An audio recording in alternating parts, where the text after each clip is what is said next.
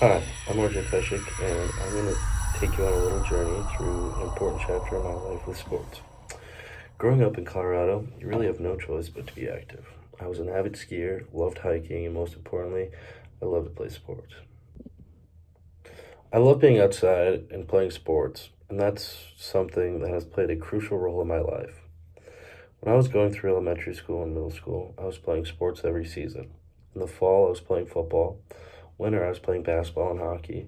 In the spring, I was playing lacrosse, and in the summer, I was playing travel baseball. In a small town, I excelled at these sports. In the spring of my eighth grade year, I had a really good lacrosse season, and the high school coaches started to notice. In the spring of 2015, I had the opportunity to play on the varsity lacrosse team. On the first day of tryouts, the coaches introduced themselves and talked a little about what they expected. The coaches already knew what the varsity roster was going to be, but there were a few spots open. The coaches had high expectations, and I knew that. One of my coaches, Coach Blue Pressler, was one of the most respected people in our community. If you messed up, the first thing you'd hear are a couple derogatory terms followed by, "You're better than that." You came to learn not to make mistakes. After tryouts and the team started having practice, I had to step up and show them what I was capable of doing. On one of the first days of practice, Coach Blue made everyone who wasn't wearing a mouthguard, I being one of them, run 6 flights of stairs for 15 minutes. From that day on, I always wore my mouthguard. Of all the yelling and screaming that Coach Blue did, he only wanted you to get better. He wanted to push me and my teammates as hard as we could to make us the best players on and off the field. That year, the team traveled to Long Island for spring break to play some very good teams on the East Coast. This was the real deal. We played Kellenberg High School, who at the time was one of the best teams on Long Island. I didn't play much, but watching my teammates play the way they did was pretty spectacular. We won 11 to 8. 2 days after, we went into Connecticut to play Staples High School, who were among one of the best teams in Connecticut. Unfortunately, we walked away with a 5 to 3 loss, but to a very good team. Staples had 6 guys going Division I for lacrosse, and we had none.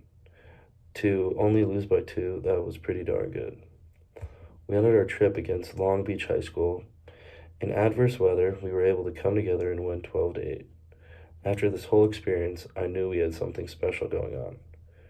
After going undefeated in our league and with only 2 losses on the season to 2 very good teams in the division above us, we were on to the playoffs.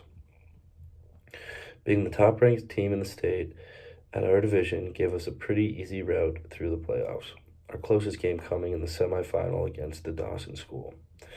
We were victorious after 2 overtimes, and it was on to Mile High Stadium in Denver to play the state championship game against Valor Christian High School. The game was on a Friday night, so our coaches brought us down on Thursday so we wouldn't have to make the 3 hour commute the day of. Thursday night comes around and the nerves are already building. This is the biggest stage that I and a couple other teammates have been on. I made sure I didn't drink any caffeine that day because I knew I already wasn't going to sleep a lick in anticipation for the game. Friday rolls around and we went to a nearby field to have a little walkthrough practice to get the legs warm. There was a great feeling in the air and the guys could tell.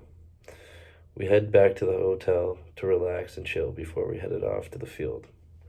After a short 2 hours, we were loading back up onto our yellow bus and on to the stadium. The hotel was about 10 minutes from the field, and the guys were focusing up. Pulling up to the stadium, you see the home of the Denver Broncos signs everywhere. We unload the bus and walk down the tunnel towards the locker rooms. As we got closer, you could start seeing the field, and the anticipation started building again. We found our locker room. We all went to check out the field. The professional grounds people that take care of the field are pretty good. If you stepped on the grass, it felt like you were standing on the fairway of a golf course. After spending some time on the field, we made our way back to the locker room to get dressed. The mood in the locker room felt like 35 dudes ready to run through a brick wall. Everyone was lasered in and ready to go. We took the field and started warming up. We ended our warm-up and our Coach Blue brought us in. He said in his raspy voice, his face red and his veins about to pop, Boys, there's only one thing left to do. Let's go finish this for us. We've set the groundwork for 12 years now. Now it's time to finish it. At this point, I'm pumped. The first whistle blows and the anticipation goes away. We're really here, I say to myself. We're going back and forth with valor. We score, they score, we score, they score. This was the name of the game until we were 12-2 or 12-12 at the start of the third quarter. You could tell that the mood changed. We won the opening faceoff and immediately go down and score. They win the next one, but our defense made a huge play and we go back down and score again. This was the name of the game for the rest of the game. In the middle of the third, our face-off guy got hurt, so I had to go in. I was nervous. I went in there and absolutely got smoked. Luckily, the D had my back and stopped them. And again, we were back on to offense. This was probably the highlight of my career. Being able to be a part of that environment was something that not many people got to experience. We ended up winning 17-12, and I got on the field 2 or 3 more times. After the game, it was a surreal experience. We were the best team in the state. Celebrations ensued following the game, and it was an unreal day. I felt so accomplished being a part of something that was years in the making, and to share this experience with the other guys on my team is something that we'll talk about for the rest of our lives. The things that Coach Blue taught me shaped me into the man I am today, and without those experiences, I don't know where I'd be.